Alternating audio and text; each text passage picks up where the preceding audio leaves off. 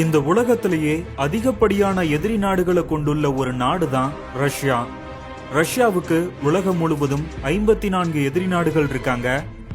America, Britain, France, Germany, Israel, Japan, south Korea என இந்த நாடுகள் அனைத்துமே மிகப்பெரிய படைபலத்தை கொண்ட நாடுகளா இருக்காங்க. இருந்தபோதும் இந்த நாடுகள் ரஷ்யாவை கண்டு மிகப்பெரிய அளவில் அச்சப்படுவதற்கு காரணம் ரஷ்யாவிடம் உள்ள பேரழிவு ஆயுதங்கள் தான். அந்த வகையில இன்னைக்கு நம்ம என்ன பார்க்க போறோம் அப்படின்னா, ரஷ்யாவிடம் உள்ள அதிசக்தி வாய்ந்த 7 பேரழிவு ஆயுதங்களை பத்தி தான் இன்னைக்கு நம்ம இந்த வீடியோல ஃபுல் டீட்டெயிலா பார்க்க போறோம். நீங்க இது வரைக்கும் நம்ம சேனலை சப்ஸ்கிரைப் பண்ணாம இருந்தீங்கன்னா சப்ஸ்கிரைப் பண்ணிக்கோங்க. Number 7, Tu-160 bomber. Tu-160 ஒரு super sonic heavy bomber. NATO நாடுகள் மீது அணு ஆயுத தாக்குதல் நடத்துவதற்காக சோவியத் யூனியன் 1987ஆம் ஆண்டு Tu-160 ரக பாமர்களை உருவாக்குனாங்க. தற்போது ரஷ்ய விமானப்படையில 15 Tu-160 ரக பாமர்கள் பயன்பாட்டில் இருக்கு. மேலும் 40 பாமர்களை உருவாக்க ரஷ்யா திட்டமிட்டிருக்காங்க. Tu-160 டாப் ஸ்பீட் சுமார் 2220 கிலோமீட்டர். இந்த போர் விமானம் ஒரு முறை எரிபொருள் நிரப்புனா 12300 கிலோமீட்டர் பயணிக்க கூடியதா இருக்கு. 52000 அடி உயரம் வரை பறக்கக்கூடிய இந்த போர் விமானம் சுமார் 45000 கிலோ எடை உடைய ஆயுதங்களை சுமந்து சென்று தாக்கக்கூடியதா இருக்கு. இந்த உலகத்திலேயே ஆக்டிவ்ல இருக்கிற மிகப்பெரிய ஸ்ட்ராட்டஜிக் பாமர் Tu-160 தான். Tu-160 பாமர்ல ரஷ்யா 6 Kh-553M க்ரூஸ் மிசைல்ஸையும் 12 ரேடகாஃப் 15 நியூக்ளியர் மிசைல்ஸையும் பயன்படுத்துறாங்க. இந்த மிசைலால 3000 கிலோமீட்டர் டிஸ்டன்ஸ்ல இருக்கக்கூடிய எதிரி இலக்குகளை துல்லியமா தாக்கி அளிக்க முடியும். சிரியா, உக்ரைன், ஜார்ஜியா உடனான போர்கள்ல ரஷ்யா Tu-160 ரக பாமர்களை பயன்படுத்தி தாக்குதல் நடத்தியிருக்காங்க. Number 6, Kirov class battle cruiser. 1980ஆம் ஆண்டு சோவியத் யூனியனால உருவாக்கப்பட்ட இந்த பேட்டில் க்ரூசர் தற்போது 2 போர்க்கப்பல்கள் ரஷ்ய கடற்படையில பயன்பாட்டில் இருக்கு. 827 அடி நீளமும் 94 அடி அகலமும் உடைய இந்த போர்க்கப்பல் சுமார் 28000 டன் எடை உடையதா இருக்கு.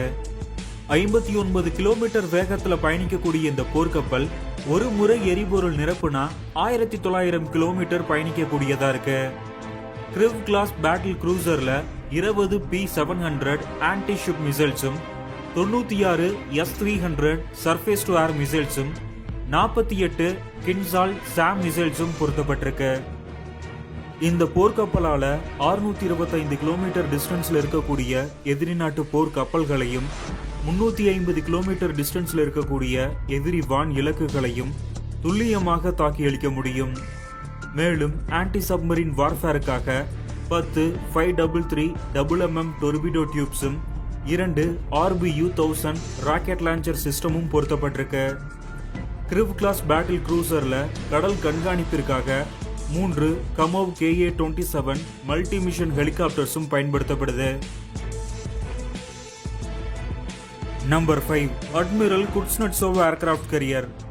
இந்த விமானம் தாங்கி போர்க்கப்பல் 1985ஆம் ஆண்டு சோவியத் யூனியனால் உருவாக்கப்பட்டது. தற்போது ரஷ்ய கடற்படையில் உள்ள இந்த போர்க்கப்பல் பராமரிப்பு பணிக்காக அனுப்பப்பட்டிருக்கு. 1000 அடி நீளமும் 236 அடி அகலமும் உடைய இந்த போர்க்கப்பல் சுமார் 58000 டன் எடை உடையதா இருக்கு. 54 கிலோமீட்டர் வேகத்துல பயணிக்கக்கூடிய இந்த போர்க்கப்பல் ஒரு முறை எரிபொருள் நிரப்புனா சுமார் 15000 கிலோமீட்டர் பயணிக்க கூடியதா இருக்கு. அட்மிரல் குட்ஸ்னட்சோவ் ஏர்கிராஃப்ட் கேரியர்ல 18 Su-33 ஃபைட்டர் ஜெட்ஸும் 6 MiG-29 ஃபைட்டர் ஜெட்ஸும் 4 Ka-31 2 Ka-27 ஹெலிகாப்டர்ஸும் பயன்படுத்தப்படுது. மேலும் இந்த போர்க்கப்பல்ல 12 P-700 ஆன்டி ஷிப் மிசைல்ஸும் 24 கின்சால் சாம் மிசைல்ஸும் பொருத்தப்பட்டிருக்கு. இந்த போர்க்கப்பலால 625 கிலோமீட்டர் டிஸ்டன்ஸ்ல உள்ள எதிரி நாட்டு போர் கப்பல்களையும் 300 கிலோமீட்டர் டிஸ்டன்ஸ்ல உள்ள எதிரி வான் இலக்குகளையும் துல்லியமாக தாக்கி அளிக்க முடியும். Number 4, Oreshnik hypersonic missile. இந்த உலகத்திலேயே அணு ஆயுதத்துக்கு அடுத்தபடியா மிகவும் ஆபத்தான ஆயுதமா போர்சனிக் பாலிஸ்டிக் மிசைல் இருக்கு. இந்த மிசைல்ல எக்ஸ்ட்ரீம்லி பவர்ஃபுல் தெர்மல் வார்ஹெட்ஸ் பயன்படுத்தப்படுது. இந்த வார்ஹெட் போர்க்களத்தில் பயன்படுத்தும் போது 4000 டிகிரி செல்சியஸ் வெப்பநிலையில வெடித்து சிதறக்கூடியதா இருக்கு. காங்கிரீட் கட்டிடங்கள், இரும்புகள் கூட இந்த வெப்பநிலையில ஆவியாகிவிடும். இன்னும் சொல்ல போனா சூரியனோட மேற்பரப்பு வெப்பநிலை 5500 டிகிரி செல்சியஸா இருக்கு. அதே சமயம் போர்சனிக் மிசைல்ல பயன்படுத்தக்கூடிய தெர்மல் வார்ஹெட்டோட வெப்பநிலை 4000 டிகிரி செல்சியஸா இருக்கு. போர்சனிக் மிசைலோட டாப் ஸ்பீட் 12380 கிலோமீட்டர். போர்சனிக் மிசைல இந்த உலகத்துல உள்ள எந்த ஒரு ஏவுகணை தடுப்பு அமைப்பாலும் தடுத்து நிறுத்த முடியாது. போர்சனிக் மிசைல்ல அணு ஆயுதம், உயிரியல் ஆயுதம், கெமிக்கல் வெப்பன்ஸை கூட பயன்படுத்த முடியும். போர்சனிக் மிசைலோட ரேஞ்ச் 6000 கிலோமீட்டரா இருக்கு. இந்த மிசைலால 21 நிமிடத்தில் யூரோப்பில் உள்ள எந்த ஒரு நாட்டின் மீதும் தாக்குதல் நடத்த முடியும். போர்சனிக் மிசைல்ல 6 வார்ஹெட்ஸ் பயன்படுத்தப்படுது. இதனால இந்த மிசைலால ஒரே நேரத்துல 6 வெவ்வேறு இலக்குகளை தாக்கி அளிக்க முடியும். கடந்த ஆண்டு ரஷ்யா போர்சனிக் மிசைல்ல சாதாரண வார்ஹெட்டை பயன்படுத்தி உக்ரைனின் ஆயுத தயாரிப்பு தொழிற்சாலைகளையும் உக்ரைன் உளவு அமைப்பின் தலைமையகத்தின் மீதும் தாக்குதல் நடத்தியிருக்காங்க. Number 3, Borei class submarine. ரஷ்ய கடற்படையில் இருந்த டெல்டா 3, டெல்டா 4, டைஃபன் கிளாஸ் சப்மரின்ஸை மாற்றீடு செய்வதற்காக போரி கிளாஸ் பாலிஸ்டிக் மிசைல் சப்மரின்ஸை கடந்த 2013ஆம் ஆண்டு ரஷ்ய கடற்படையில இணைச்சாங்க. ரஷ்யா போரி கிளாஸ்ல 14 சப்மரின்ஸை உருவாக்க திட்டமிட்டிருக்காங்க. தற்போது 8 சப்மரின்ஸ் கட்டமைக்கப்பட்டிருக்கு. இதுல 7 சப்மரின்ஸ் ரஷ்ய கடற்படையில பயன்பாட்டில் இருக்கு. ஒரு சப்மரின்ஸ் ஷீட் ட்ரையல்ல இருக்கு. போரி கிளாஸ் சப்மரின்ஸ் நியூக்ளியர் ரியாக்டரால இயங்குவதால இந்த போர்க்கப்பலோட ரேஞ்ச் அன்லிமிட்டடா இருக்கு. 557 அடி நீளமும் 44 அடி அகலமும் உடைய இந்த போர்க்கப்பல் சுமார் 24,000 டன் எடை உடையதா இருக்கு. 54 கிலோமீட்டர் வேகத்துல பயணிக்கக்கூடிய இந்த போர்க்கப்பல் கடலடியே சுமார் 1300 அடி ஆழம் வரை ஊடுருவி பயணிக்கக்கூடியதா இருக்கு. போரி கிளாஸ் சப்மரின்ல 16 RSM-56 புல்வா ரக சப்மரின் லான்ச் பாலிஸ்டிக் மிசைல்ஸ் பொருத்தப்பட்டிருக்கு. இந்த மிசைலால 10,000 கிலோமீட்டர் டிஸ்டன்ஸ்ல இருக்கக்கூடிய இலக்குகளை துல்லியமாக தாக்கி அளிக்க முடியும். மேலும் 8 533mm டொர்பிடோ டியூப்ஸும் இந்த சப்மரின்ல தாக்குதல் தயார் நிலையில இருக்கு. போரி கிளாஸ் சப்மரினோட காஸ்ட் $713 மில்லியன். இந்திய மதிப்புல 6165 கோடி. Number 2, Poseidon.